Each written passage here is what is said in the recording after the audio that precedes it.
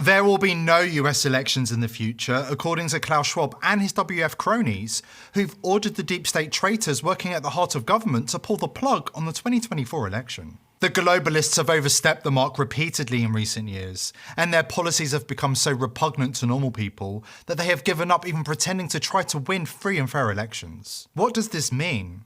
While there will be a vote, your vote will not count because, as far as the globalists are concerned, the president will be selected, not elected. The globalist elite are not interested in democracy. They're not interested in the will of the people. What they are interested in is communism, and that means power consolidation at the most central of all levels. Notorious World Economic Forum agenda contributor Adam Grant, who also serves as senior advisor to Bill Gates, let the cat out of the bag this week, insisting that eliminating elections altogether will ensure the US government and agencies have more integrity. The comments from Grant, who is also a senior advisor to the Department of Defense and Google, come as Democrat President Joe Biden is engaging in election interference, unprecedented in the history of the US Republic, attempting to have his political rival imprisoned by the time the voting begins on November the 5th, 2024. In an article for the New York Times, Grants admit that the globalist elite are losing the propaganda war and suggest that the public can't be trusted to vote. Accordingly, Grant argues that elections should be scrapped and Americans should be ruled by the global elite for their own good. Per the article, officials have been working hard to safeguard elections and ensure citizens of their integrity. But if we want public office to have integrity, we might be better off eliminating elections altogether. If you think that sounds anti-democratic, think again. The ancient Greeks invented democracy, and in Athens, many government officials were selected through sortition, a random lottery from a pool of candidates. In the United States, we already use a version of a lottery to select jurors. What if we did the same with mayors, governors, legislators, justices, and even presidents? To replace the current election system, the WEF is advocating for randomly selecting officials from a pool of candidates. But there's just one catch. The pool of candidates will be selected by what Grant calls guardians of the democracy, which the fine print admits are the globalist elite in Davos. Let's face it, the elite are now running scared and are desperate to silence the outraged voices of the people who are demanding justice for their crimes against humanity. Only 12 million people bothered tuning into the GOP presidential candidate debates last Wednesday. In contrast, over 200 million people watched Trump's debate night interview with Tucker Carlson on X, formerly known as Twitter. Make no mistake, the tide has turned and we are living in an historical moment, and the establishment elite are terrified of the people. After this quick break, we'll prove that the plan to cancel the election in the US came from the very top at Davos, and the plan has been in the works for years. But first, an important word from our sponsor. During the WEF's annual gathering in 2017, Schwab admitted to far-left Obama-loving Google boss Sergey Brin that in his vision of the future, there'll be no US elections. According to Schwab, his plan means that American society will be ruled from the outside, without the need for elections of any kind. But then the next step could be to go into a prescriptive mode, which means you do not even have to have elections anymore, because you can already predict, and afterwards you can say, why do we need elections? Because we know what the result will be. Can you imagine such a world? Well, you might then further ask, well, why do we need to have, elected leaders at all? Because you might as well have all the decisions made. I think that's, once again, you're venturing into, I think, profound questions. These aren't profound questions. These are evil plans designed to destroy the US Republic.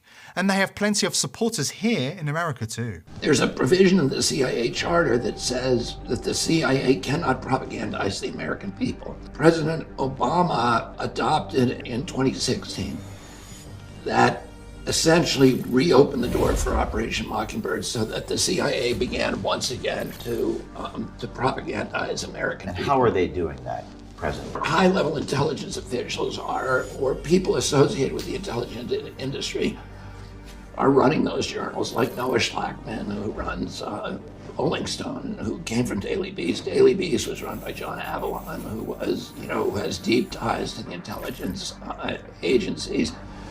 But even journals like Smithsonian and National Geographic, Nature, The Washington Post and the New York Times appeared to be compromised by the CIA. We know from the Twitter files that both the FBI and CIA were operating portals within the Twitter and Facebook that allowed them to manipulate information and to deplatform people and to, silence certain people that they didn't like in the social media. Operation Mockingbird was an operation to compromise American journalists. There were some 400 editors, journalists, from all the largest publications. The New York Times had been compromised.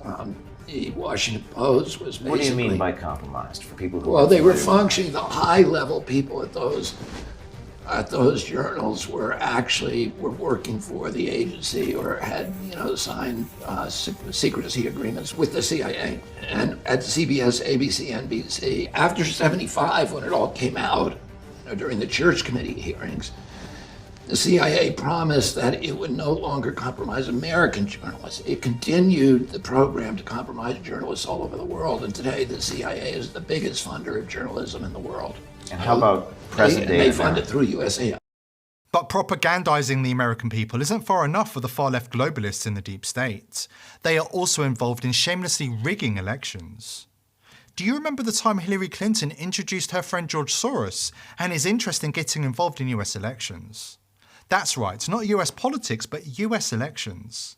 The Democrats and their masters, the globalist elite, don't want you to see this video. They wiped it from the face of the earth for years. Luckily, it was saved by a patriot, who understood that one day it would be very important to expose the globalist game plan and red pill the masses. It is not enough for America's future that some participate and others don't. We have been given an extraordinary blessing, and at this moment in time, our country needs us. And we need people like George Soros, who is fearless and willing to step up when it counts. So please join me in welcoming George Soros.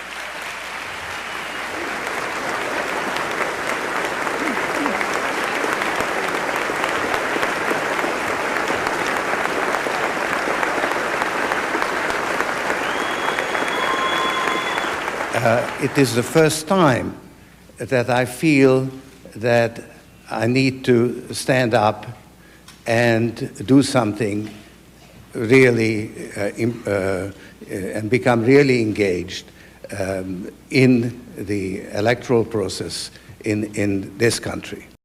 Damning stuff. But it gets even worse.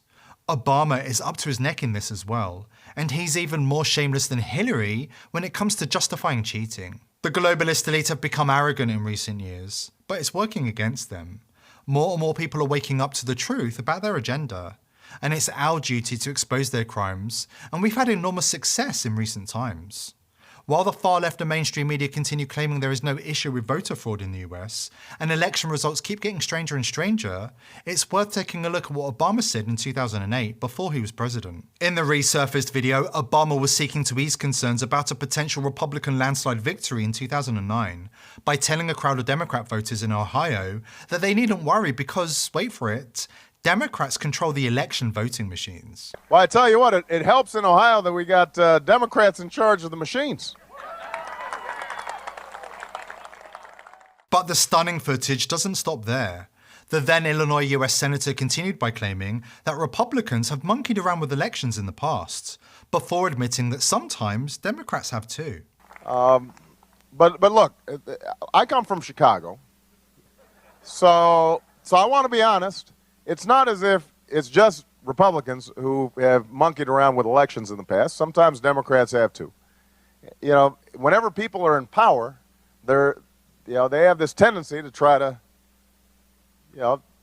tilt things in their direction. Which is very strange because the far left and mainstream media in 2023 claim there's no such thing as voter fraud, and anybody who dares to suggest otherwise is an election denier. You know what they say about the devil? The greatest trick he ever pulled was convincing the world he doesn't exist. Is convincing the nation that voter fraud doesn't exist the greatest trick ever pulled by the far left? Here at The People's Voice, we're determined to continue reporting on the real news and exposing the hidden agenda of the elites, but we need your help.